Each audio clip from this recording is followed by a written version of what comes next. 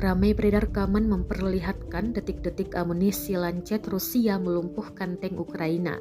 Rekamannya beredar di Telegram pada Selasa, 4 April 2023. Lancet meluncur dan dalam sekejap mata menghancurkan tank.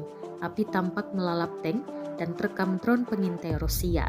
Dalam keterangan unggahan disebutkan, drone Lancet melumpuhkan tank angkatan bersenjata Ukraina yang lain. Penyerangan ini dilakukan di arah Bakhmut. Secara total, sejak awal operasi militer khusus, Rusia mengklaim telah menghancurkan 405 pesawat Ukraina, termasuk 228 helikopter, 3.651 kendaraan udara tak berawak, 415 sistem rudal anti pesawat, 8.534 tank dan kendaraan tempur lapis baja lainnya, termasuk 1.078 kendaraan tempur berbagai peluncur sistem roket, 4.501 senjata dan mortir artileri lapangan, serta 9.292 unit kendaraan militer khusus.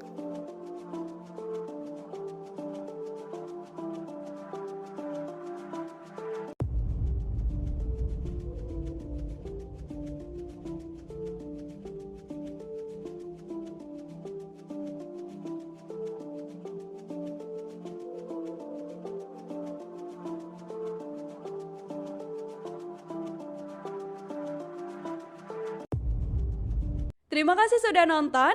Jangan lupa like, subscribe, dan share ya.